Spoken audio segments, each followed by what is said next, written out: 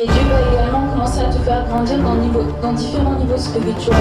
On va dire que tu dois toujours être bouillant pour Dieu, parce que il y a une chose que le diable attendra toujours, c'est que tu te refroidisses. Dans cette alliance avec Dieu, de toujours rechercher sa présence, rappeler le sacrifice de Jésus à la croix, parce qu'il n'est pas mort pour rien. Pour tout peuple, pour toute personne, de tout âge, de toute nation, de toute tribu.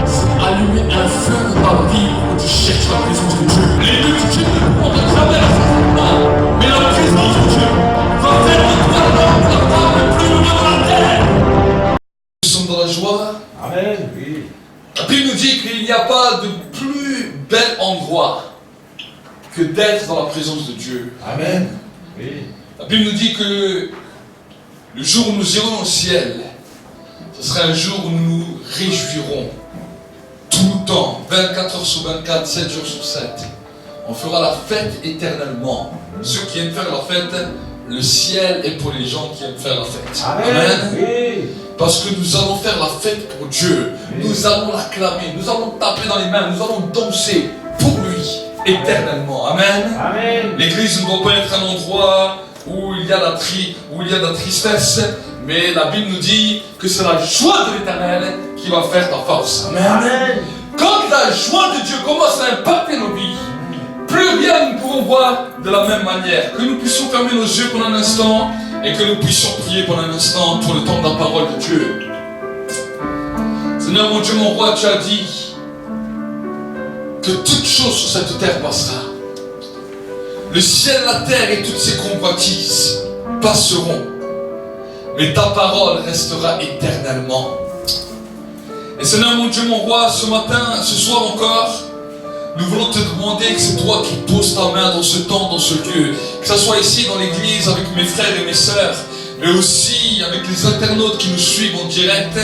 Que ceux qui regarderont encore cette vidéo en différé puissent aussi être impactés par ta grâce, qu'ils puissent aussi être impactés par ta présence. Cher Saint-Esprit, sans toi, nous ne pouvons rien faire. Cher Saint-Esprit, sans toi, nous ne pouvons rien faire. Et ce soir, je vais le reconnaître, que sans toi, nous ne pouvons rien faire. Sans toi, dans ce lieu, nous ne sommes rien. Sans toi, dans ce lieu, nous ne pouvons rien accomplir. Mais nous te demandons que la parole puisse accomplir, Seigneur mon Dieu, mon roi, ce à quoi elle a été destinée. Que la parole de Dieu puisse produire un fruit qui est digne de la repentance. Que la parole de Dieu puisse se produire quelque chose de glorieux, que ce soit dans les corps, dans les âmes et dans les esprits. Et maintenant, je réprime maintenant tout esprit de maladie, toute puissance de maladie, d'infirmité qui est venue attaquer les corps. Et je commande que cela quitte les corps maintenant, dans le nom de Jésus. Que la vie commence à être libérée et que la puissance du Saint-Esprit soit libérée dans ce lieu. Nous te bénissons, nous te rendons grâce, dans le nom de Jésus-Christ. Amen. Acclame pour le Seigneur. Acclame pour le Seigneur car il est bon. Amen. Amen. J'aimerais vous encourager à ouvrir votre Bible. Alors ceux qui n'ont pas de Bible, si vous pouvez lever vos mains, on va venir vous distribuer. Amen. On va venir vous distribuer une Bible. J'aimerais vous encourager à ouvrir votre Bible dans le livre de Hébreux. C'est dans le Nouveau Testament. Hébreux chapitre 11 et au verset 1er. Hébreux chapitre 11 et au verset 1er. Nous allons entendre ce que la parole de Dieu nous dit.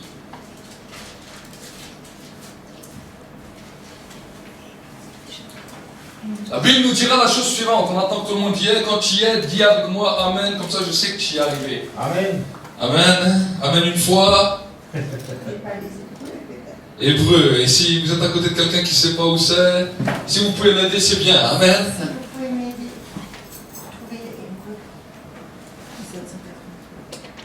Si je vous dis ma page, c'est 254, c'est pas la même page.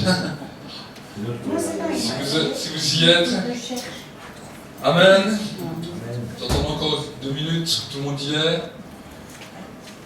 Sinon, Joshua ou Manasseh, allez à côté, comme ça vous êtes à côté directement. Amen. Donc, la Bible nous dit la chose suivante. Or, la foi, c'est l'assurance des choses qu'on espère, la démonstration de celles qu'on ne voit pas. C'est à cause d'elle que les anciens ont reçu un bon témoignage. C'est par la foi que nous comprenons que le monde a été formé par la parole de Dieu, de sorte que ce qu'on voit ne provient pas de ce qui est visible. On va continuer dans le verset 6. La Bible nous dit, or sans la foi il est impossible de plaire à Dieu. Celui qui s'approche de Dieu doit croire qu'il existe et qu'il est le rémunérateur de ceux qui le cherchent. Amen. Amen. Nous sommes aujourd'hui dans un temps, dans une saison, dans une civilisation dans laquelle nous voyons autour de nous des hommes, des femmes qui, d'apparence, n'ont pas de problème, qui, d'apparence, ont tout qui vont bien. Vous savez qu'après les guerres qui sont produites, que ce soit dans notre pays, en France ou dans toute l'Europe, on a essayé d'amener l'homme dans un bonheur matériel, dans un bonheur physique, dans un bonheur financier. Et on a essayé de faire que l'homme fait tout dans cette vie sans regarder sur Dieu. Regardez autour de vous, vous voyez des hommes, des femmes qui se lèvent tous les matins, qui vont au travail tous les matins, qu'ils arrivent au temps de leur retraite, qui font leurs activités tous les matins, tous leurs soirs. Ils vont le soir, ils vont manger, ils vont se brosser les dents, comme s'ils vivaient éternellement. C'est comme si la question de l'éternité a été effacée de notre génération. Les gens mangent, les gens dorment, les gens se marient, les gens font leurs activités, sans savoir qu'un jour ou l'autre, ils devront quitter cette terre. Et pour eux, c'est quelque chose de dramatique. Parce que vivre chaque jour dans sa vie, sans te poser les bonnes questions, à savoir où tu vas aller le jour où tu quittes cette terre, est quelque chose de très dramatique, parce que beaucoup d'hommes et de femmes vont être surpris par la mort peut les surprendre, et ils n'ont jamais pu se préparer pour le plus grand voyage de toute leur vie qui les attend. Vous savez, quelques générations avant nous, c'était des questions primordiales. Les gens avaient toujours dans leur cœur la question de l'éternité, parce qu'on sait depuis la nuit des temps que le ciel et l'enfer existent. Mais aujourd'hui, on a voulu brouiller la pensée des hommes, on a voulu brouiller la mentalité des civilisations pour que l'homme ne puisse plus prendre le temps de réfléchir à ça. Nos journées sont remplies, à travers la télévision, à travers la radio, à travers les téléphones, à travers les activités, à travers toutes les choses. Et nous avons l'impression que l'homme invente toujours de nouvelles choses pour que l'esprit de l'homme ne puisse jamais se poser les bonnes questions. Amen, pasteur, oui, c'est vrai.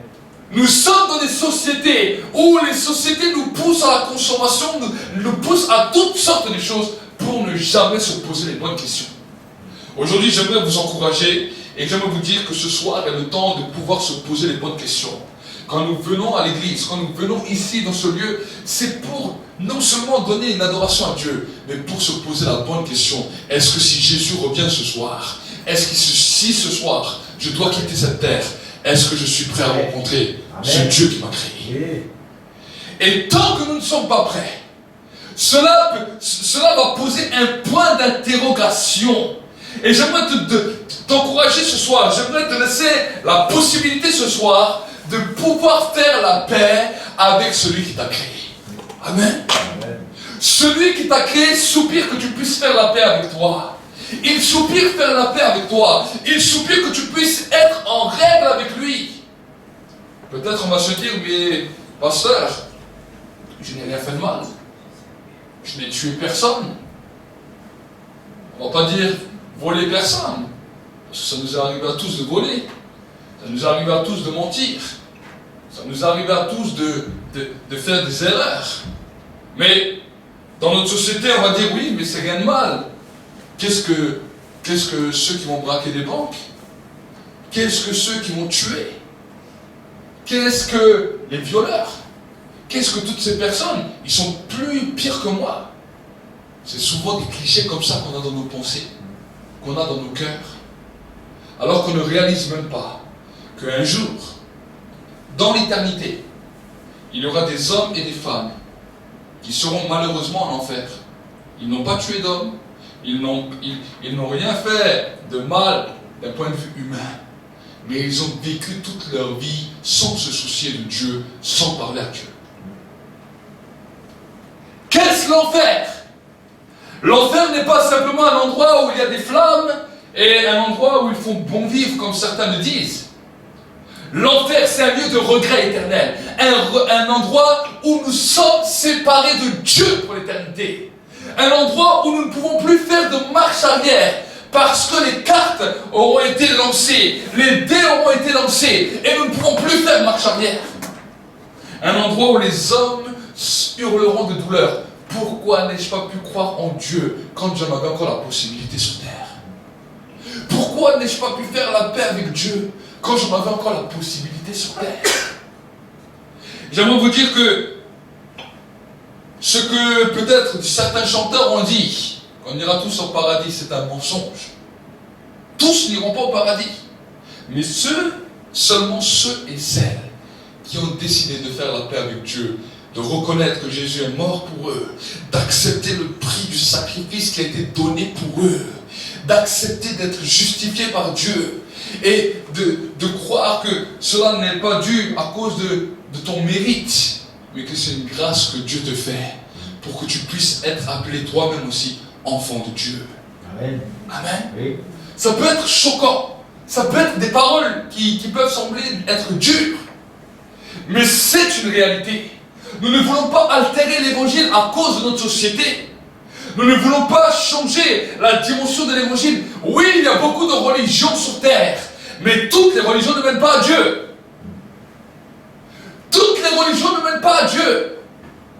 Il y a des religions qui ont des bons principes, des bons points par rapport au point de vue humain, mais qui ne mènent pas à Dieu. Et j'aimerais vous le dire que c'est une réalité. Il n'y a qu'un seul chemin qui mène au ciel. Et ce chemin, c'est Jésus. Amen. Amen. Oui. Amen. Aucun autre chemin. Ce n'est ni Mohammed, ni Bouddha, ni aucun autre. Tous ces hommes sont venus, ils avaient leur pensée, ils avaient leur raisonnement, mais eux-mêmes ne savaient même pas où ils allaient. Ils ont essayé de montrer une voie. Jésus a dit, je ne suis pas la voie, je suis la voie. Je suis le chemin. Est-ce que vous savez? Je suis le chemin, je suis la vérité. Nul ne vient au Père que par moi. Amen, pasteur, oui. J'étais avant musulman. Et je peux vous dire que même un musulman ne sait pas où il va, il n'est pas sûr. Il n'est pas sûr, parce que l'islam ne donne pas, ne te dit pas, Mohammed a dit que c'est lui le chemin qui ouvre la porte du ciel. Non. Le seul qui a dit cela, c'est Jésus. Amen. Oui. Et non seulement il l'a dit, mais des centaines et des milliers de personnes à travers le monde ont reçu le témoignage de l'Esprit de Dieu, que ce que Jésus déclarait et attestait était la vérité. Amen. C'est ça qui change de l'évangile à toutes les autres religions. Les autres religions, c'est un homme qui est un jour venu, qui a dit, j'ai une révélation. Et curieusement, il était le seul à avoir cette révélation. Les autres, ils devaient seulement l'écouter. Mohammed est venu, il a dit qu'il avait reçu une révélation. Mais personne ne pouvait confirmer sa révélation. Bouddha est venu avec une révélation. Mais personne ne pouvait confirmer sa révélation. La Bible dit que Jésus, avant même qu'il vienne sur terre, déjà un nombre incalculable de prophètes avaient prophétisé sur lui, avaient parlé de lui. La Bible entière, qui est composée de 66 livres, des témoins oculaires, ont fait toute leur investigation de leur recherche parce qu'ils étaient témoins de ceux qui étaient là et de ce que Jésus disait. Ils venaient en témoigner et ils venaient le dire. Dans toutes les religions que vous allez voir que dans toutes les religions, il n'y a qu'un seul homme qui a dit une chose, personne n'a pu confirmer ce qu'il a dit. Mais ce que Jésus a dit a été confirmé avant qu'il vienne sur terre, pendant qu'il était sur terre, après qu'il venait sur terre. Quand il était même sur terre, Jean le Baptiste, qui était un des prophètes qui le précédait, a dit, voici l'agneau de Dieu qui ôte les péchés du monde. Le monde entier a vu ce que Jésus a fait. Dans le monde entier jusqu'à aujourd'hui, des centaines, des milliers de personnes reçoivent encore ce témoignage. Même des gens qui ne croyaient pas en Dieu, même des gens qui ne connaissaient pas Jésus reçoivent ce témoignage.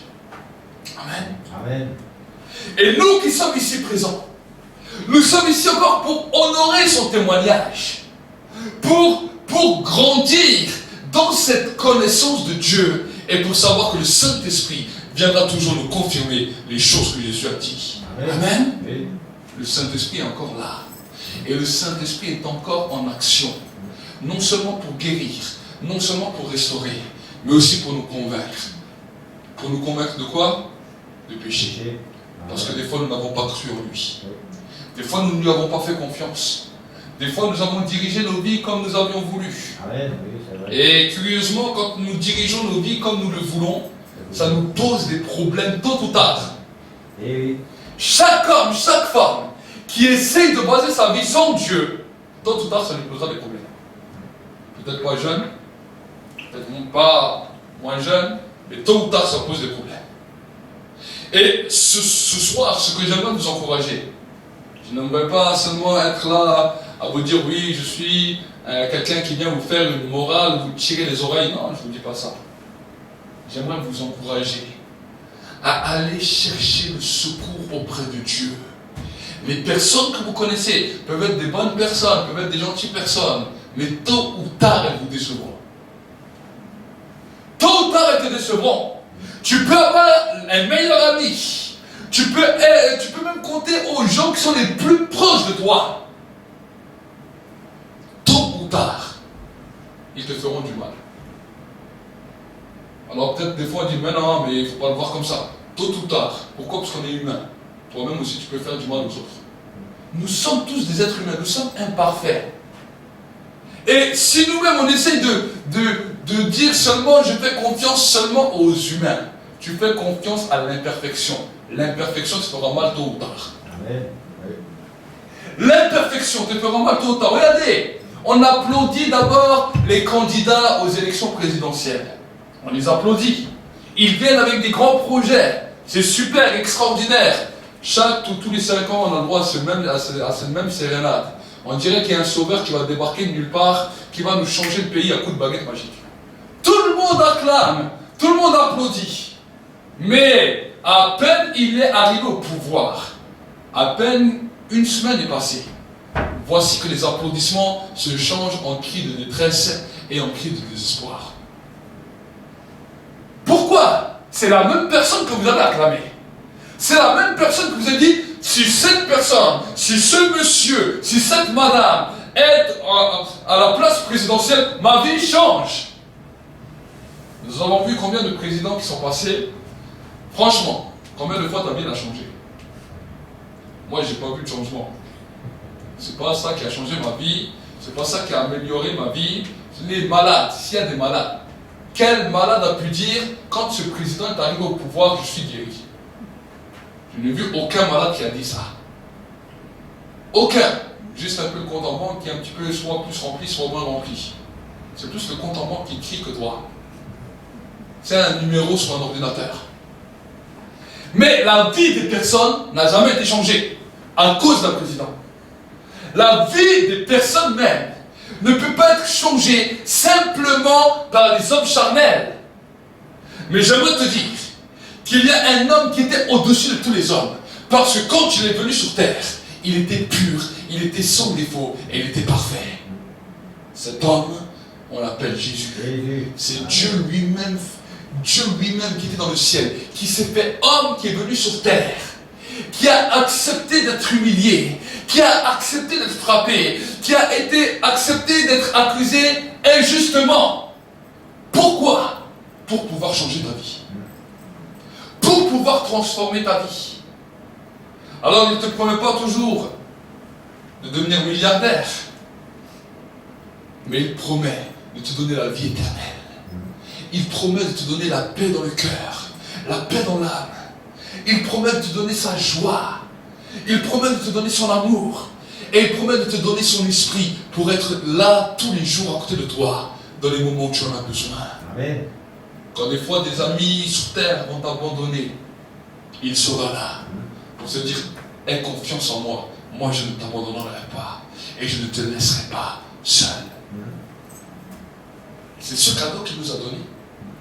Et pourtant, je n'ai pas vu beaucoup de gens qui peuvent applaudir ou acclamer ce roi des rois, comme on acclame des fois un président qu'on ne connaît même pas. Le président ne le connaît pas, il ne connaît même pas ton nom. Il ne sait même pas qui tu es. Il ne sait même pas où tu habites, ni où tu travailles. En mode, tu fais partie de ses proches amis. Mais en général, il ne connaît rien de toi. Mais ce Dieu-là connaît tout de toi. La Bible nous dit qu'il connaît même les cheveux qui sont sur ta tête.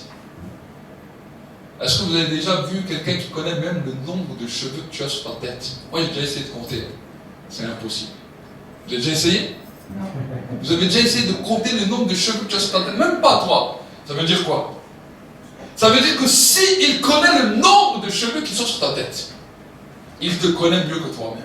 Amen. Amen. Amen. Toi-même, des fois, tu n'arrives pas à t'aimer comme il faut. Exactement. Mais lui, il t'aime plus que toi-même tu t'aimes. Amen, pasteur. Et c'est pour cela que Jésus a dit la chose suivante. Que tu ne pourras que aimer ton prochain si tu arrives à t'aimer toi-même. Amen, pasteur. C'est ça qu'il va essayer de te donner. Oui, c'est ça qu'il va te donner. Oui, je veux ça. Des fois, nous essayons de faire des bonnes actions à droite et à gauche. Mais nous-mêmes, nous n'arrivons pas à nous accepter. Nous-mêmes, nous n'arrivons pas à nous aimer. Alors quand on est un peu jeune, un peu beau, c'est facile un peu de s'aimer. Et encore, on se trouve quand même des défauts. Hein. Mais quand des fois on prend de l'âge, ou on prend du poids, et on maigrit trop, et ceci et cela. Aujourd'hui, nous avons la chance. Nous avons L'Oréal qui fait des bonnes crèmes, des bons maquillages. Mais si on devrait enlever tout ça, comment on se regarderait dans une glace? Moi, je ne suis pas toujours avec vous, mais je sais en général. Les sœurs, quand on se regarde dans les glaces, les frères, les frères regardent un peu moins, ils disent bon, allez, maintenant on est passé à l'âge. Mais le mal-être est le même. L'apparence. Regardez aujourd'hui la télévision, l'apparence. On vous montre l'apparence, l'apparence, l'apparence. Tu ne pourras jamais être toute ta vie un jeune homme ou une jeune fille de 20 ans. Tôt ou tard, tu vieillis. Et ce symptôme de vieillesse qui se manifeste dans la vie des hommes, c'est pour nous montrer qu'un jour on quitte cette terre. Amen. Amen. C'est pour nous montrer uniquement qu'un jour tu quittes cette terre. Et cette image, tu la vois dans ton miroir chaque jour. Chaque jour qui passe est un jour qui te rapproche de l'éternité. Mais la question qu'il faut se poser, où irai-je le jour où je quitterai cette terre et quand je passerai dans l'au-delà? C'est ça la question qu'il faut se poser. Des fois, on ne veut pas se poser la question. C'est des fois une question qui peut nous faire peur. C'est une question qui a hanté des hommes. C'est une question qui a choqué des savants, des physiciens, tout ce que vous voulez. Mais c'est une question qui est bonne à se poser. Ne fais pas comme l'autruche qui met sa tête dans le sable pour ne pas voir le danger qui arrive.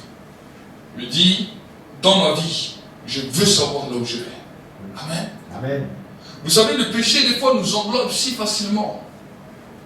Aujourd'hui, dans notre société, le péché est à la portée de tout le monde. On peut faire ce qu'on veut, comme on veut. C'est des slogans qu'on nous a sortis. Après la guerre, tu peux faire ce que tu veux de ta vie. Ta vie t'appartient. Fais-en ce que tu veux. J'aimerais te dire ce que la Bible nous dit. Et oui, tu peux faire ce que tu veux de ta vie. Mais un jour ou l'autre, tu auras des comptes à rendre. Et alors, que diras-tu ce jour-là?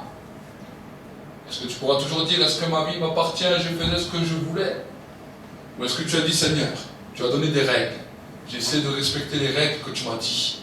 Et j'ai vécu, non pour moi-même, mais j'ai vécu pour toi. Je suis jeune là qui vous parle. Mais le jour où Dieu m'a touché, j'avais 21 ans. Mais ce jour-là, j'ai décidé de donner ma vie à Dieu. Parce que j'ai vu que les choses que ce monde nous offre ne m'apportaient aucune paix à l'intérieur. Je croyais que toute ma vie m'appartenait. Mais je réalisais à 21 ans que même si je croyais que ma vie m'appartenait, en vrai, elle ne m'appartenait pas. La vie nous est prêtée comme un cadeau. Qu'allons-nous faire de ce cadeau?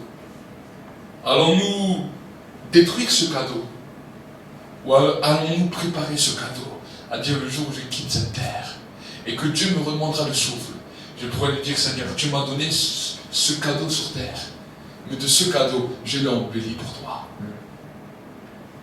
Amen. Amen. Qu'est-ce que c'est 80 ans sur terre? 90 ans, 100 ans. Oui, quand tu es jeune, tu crois que ça va, c'est long.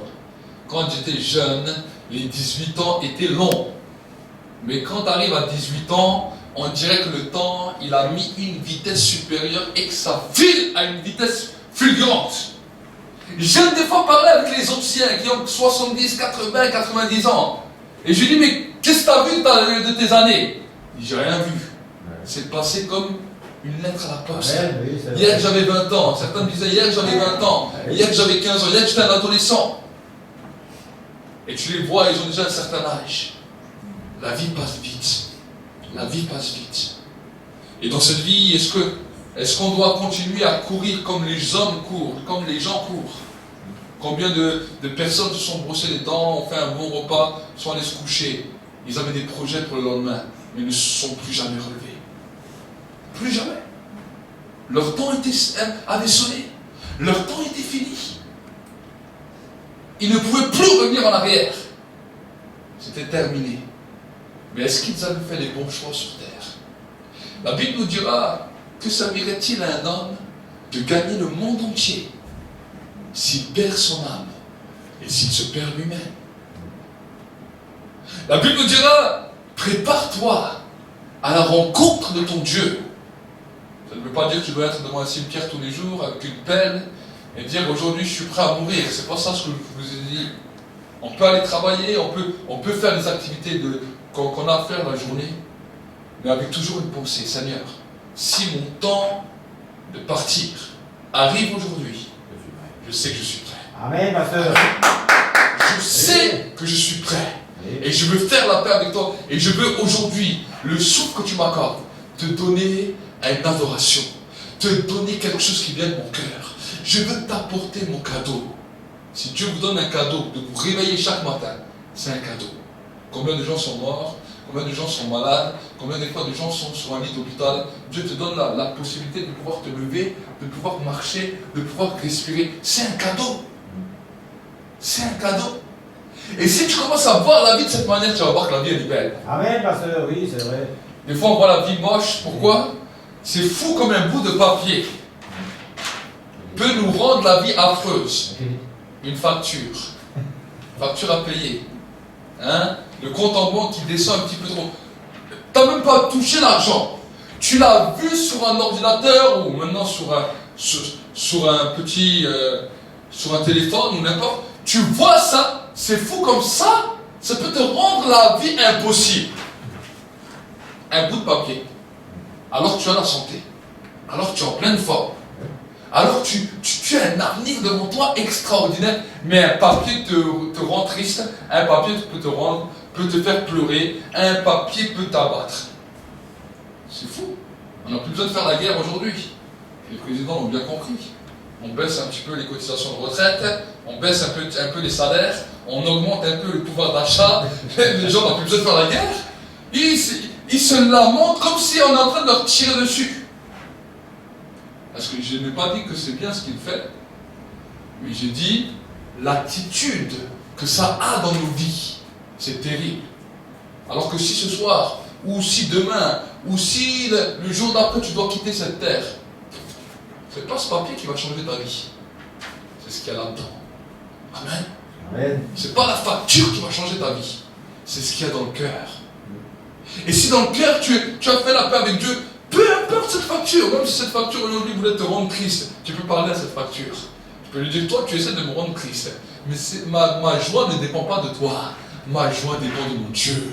Amen. Amen. Amen. Amen. Ma joie dépend de mon Dieu. Oui, c'est peut-être dur à penser cela, dur à comprendre. Moi aussi au début, je n'ai pas tout de suite compris ça. Mais quand j'ai commencé à comprendre ça, j'ai décidé que ce n'est pas un bout de papier ou une situation dans la vie qui allait m'arrêter. Amen.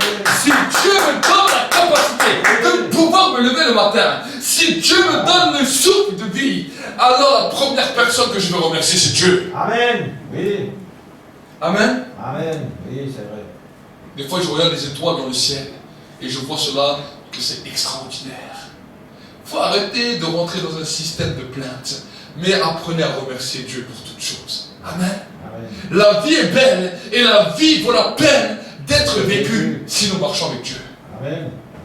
Amen. Avoir le réconfort, avoir la joie, avoir la paix, aller même au travail avec la joie et la paix, c'est extraordinaire. Eh oui. Amen. Amen. Si tous les gens dans la rue auraient la joie, on pourrait au moins se dire bonjour.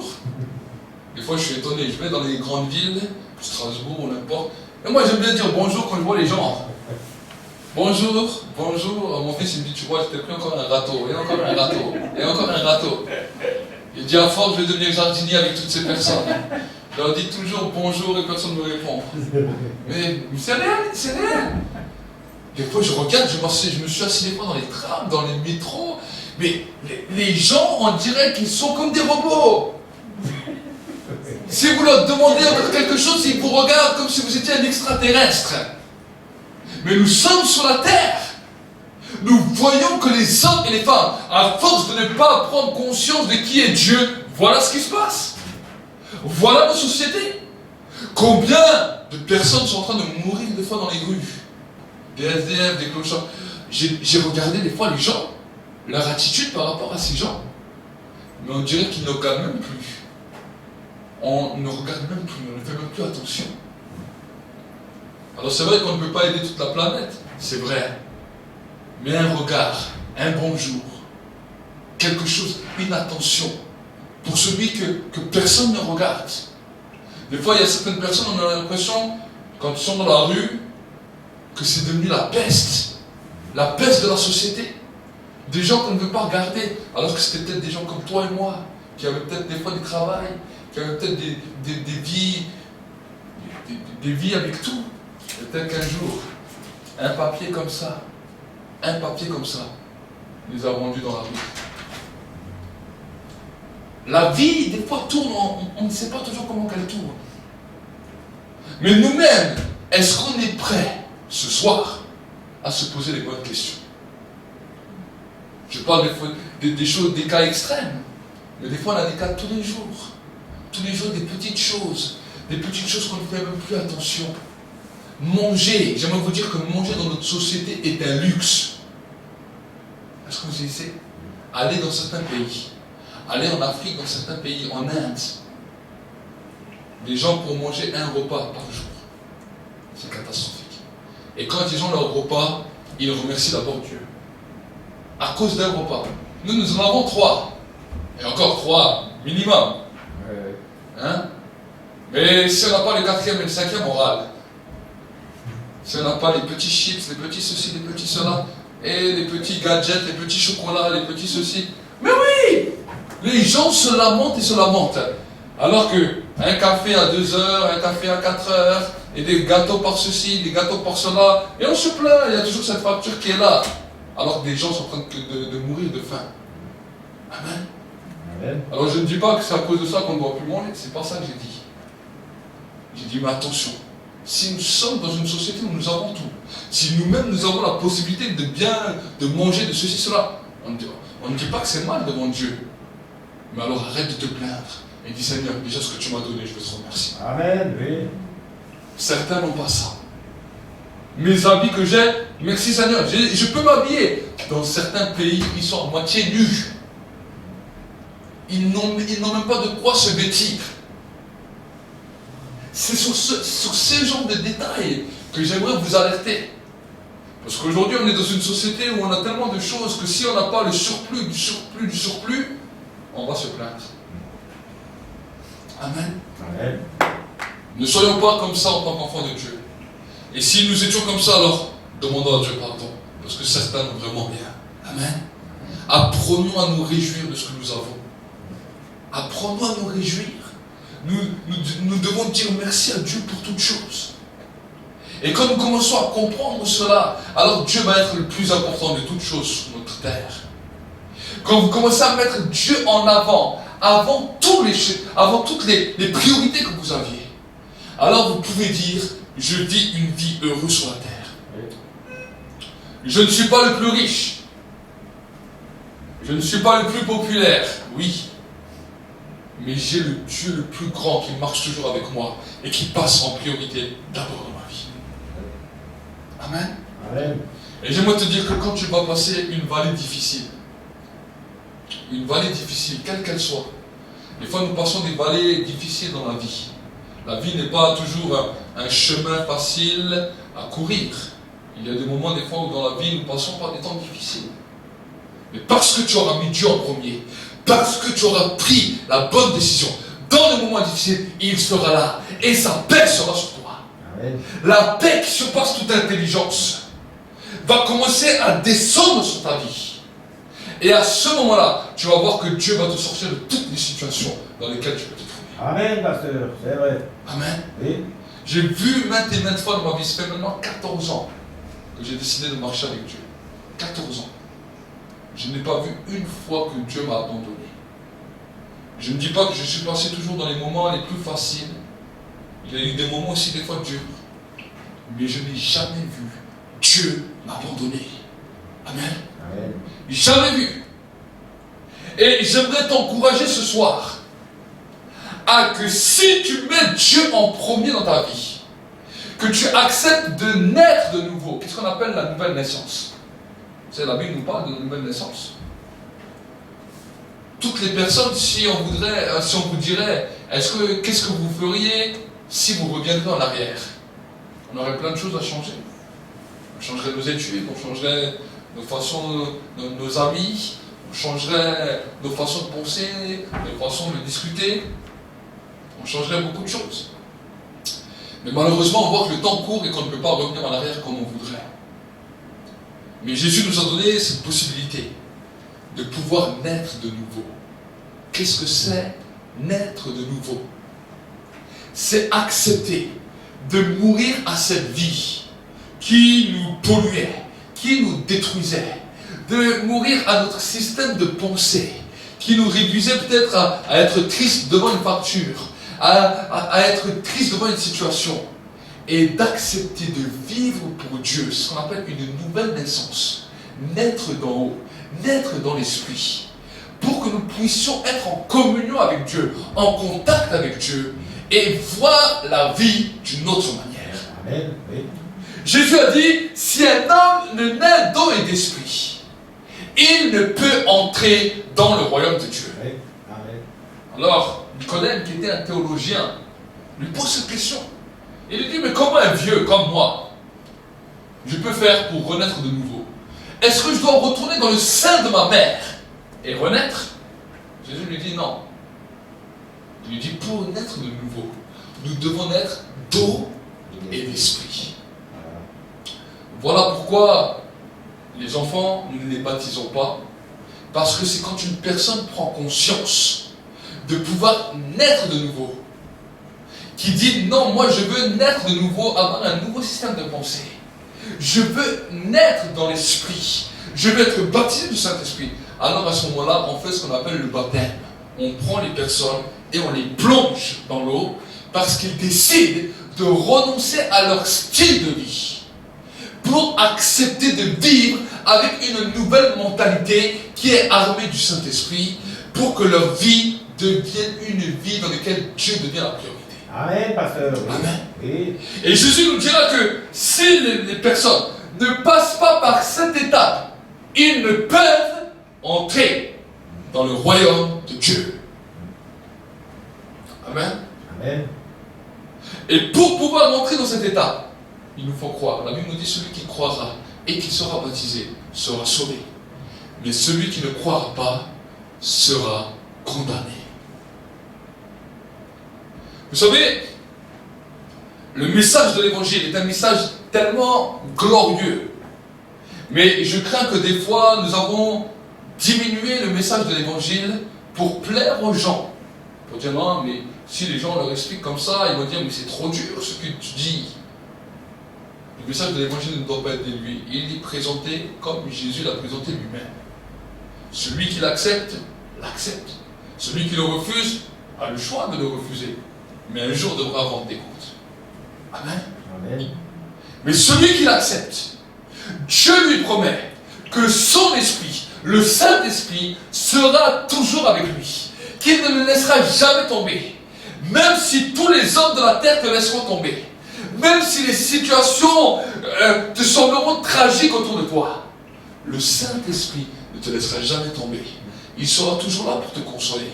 Il sera toujours là pour te restaurer. Il sera toujours là pour t'encourager, là où tu étais découragé.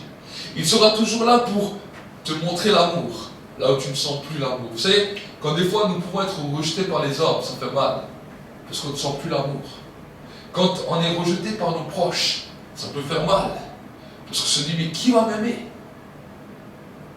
Certaines personnes passent des fois par des situations difficiles, rejetées par leurs plus proches, par des fois leur mari, par leur femme.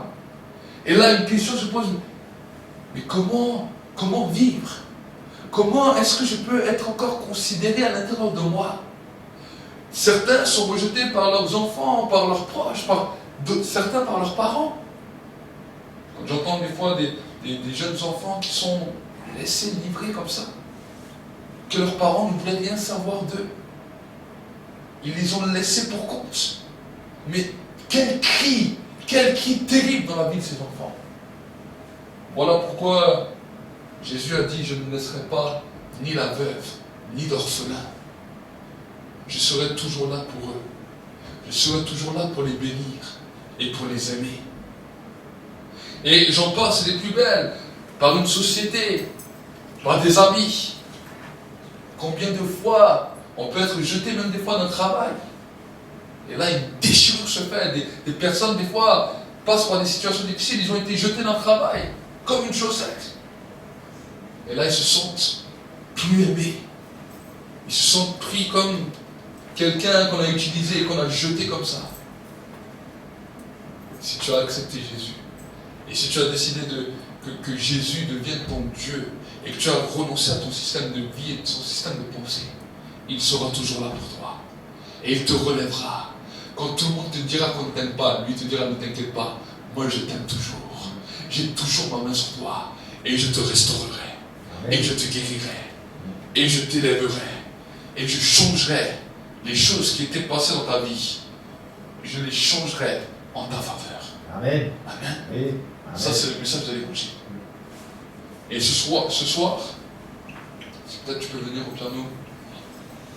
Ce soir, alors que nous sommes là, dans la maison de Dieu, j'aimerais lancer un appel, que ce soit sur le net, que ce soit ici dans l'église. Et j'aimerais lancer un appel. Combien de fois nous avons pu vivre sans Dieu? Combien de fois nous avons pu essayer de bâtir notre vie sans consulter Dieu? La Bible dit, celui qui bâtit une maison sans consulter Dieu, la bâtit en vain. Il est semblable à un homme qui a bâti sa maison sur le sable. Le vent est venu. La mer s'est levée. Et cette maison s'est écroulée.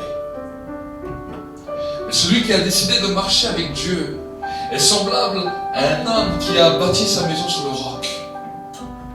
Le vent s'est levé, la mer s'est levée, et la maison est restée ferme. Elle est restée debout. Aujourd'hui, tu as la possibilité de bâtir ta maison sur le sable, sur le vent, ou sur le roc, celui qu'on appelle Jésus. Et si aujourd'hui tu veux prendre cette décision, alors là où tu es, alors que nous avons les yeux fermés, tu peux lever seulement ta main et tu dis, Seigneur, c'est pour moi. Moi, je veux marcher avec toi. Moi, je veux marcher avec toi. Moi, je veux naître de nouveau. Je veux naître dans. Et alors que tu as la main droite levée, pose ta main gauche sur ton cœur. Et dis avec moi cette prière. Dis-lui, Père de gloire. Père de gloire. Ce soir, je viens devant toi. Ce soir, je viens devant toi. Tel que je suis. Tel que je suis. Et je veux te demander pardon pour ma vie. Et je vais vous demander pardon pour ma vie. Pardon toutes les fois Pardon pour toutes les fois où je n'ai pas cru en toi. où je n'ai pas cru en toi. Pardon toutes les fois Pardon pour toutes les fois où je n'ai pas basé ma vie sur toi. où je n'ai pas basé ma vie sur toi. Aujourd'hui, je veux renoncer renoncer à cette pensée. à cette pensée. Et je veux apprendre Et je vais apprendre à marcher avec toi à marcher avec toi en te demandant l'aide en te demandant l'aide et en t'adorant et en t'adorant chaque jour. chaque jour. Je veux que ma vie puisse changer. Je veux que ma vie change. Je crois dans mon cœur Je crois dans mon cœur et je confesse de ma bouche je confesse de ma bouche que Jésus que Jésus est mort est mort et qu'il est ressuscité et qu'il est ressuscité pour moi, pour moi, que son sang a coulé que son sang a coulé pour me racheter, pour me racheter, pour me laver, pour me laver, pour me transformer. pour me transformer. Et je veux recevoir Je veux recevoir son esprit. son esprit. Cher Saint-Esprit, Cher Saint-Esprit, viens maintenant, viens maintenant, remplis ma vie, remplis ma vie, remplis ma vie. remplis ma vie. Que mon nom maintenant Que mon nom maintenant soit inscrit soit inscrit dans le livre de vie. dans le livre de vie. Satan, Satan, je renonce à toi maintenant. je renonce à toi maintenant. Je ne t'appartiens plus. Je ne t'appartiens plus. Je déclare ce soir Je déclare ce soir que j'appartiens à Jésus-Christ. que j'appartiens à Jésus, Que ma vie lui appartient. que ma vie lui appartient, Que ma vie lui appartient. que ma vie lui appartient. Au nom de Jésus. Au nom de Jésus. Reste comme ça, les mains levées, les yeux fermés, je vais prier pour toi. Seigneur mon Dieu, mon roi, je prie maintenant pour chaque frère, chaque sœur ici présente, aussi sur le net, qui ont fait cette prière avec moi. Et Seigneur, je te demande maintenant de les remplir de ton esprit. Que le feu de ton esprit maintenant les remplisse maintenant. Et que Seigneur, ils vont quitter ce lieu avec une nouvelle pensée. Seigneur, mon Dieu, mon roi, je prie maintenant que ta paix et ta joie remplissent leur vie. Remplissent leur vie maintenant. Remplissent leur vie maintenant. Nous te bénissons, nous te rendons grâce. Nous te bénissons, nous te rendons grâce. Parce que maintenant c'est la paix. C'est la paix qui descend. C'est la paix qui descend. Dans le nom de Jésus-Christ. Dans le nom de Jésus-Christ. Dans le nom de Jésus-Christ. Et Dieu va également commencer à te faire grandir dans différents niveaux spirituels. On va dire que tu dois toujours être brûlant pour Dieu, parce que il y a une chose que le diable attendra toujours, c'est que tu te refroidisses. Dans cette alliance avec Dieu, de toujours rechercher sa présence, rappeler le sacrifice de Jésus à la croix, parce qu'il n'est pas mort pour rien. Pour tout peuple,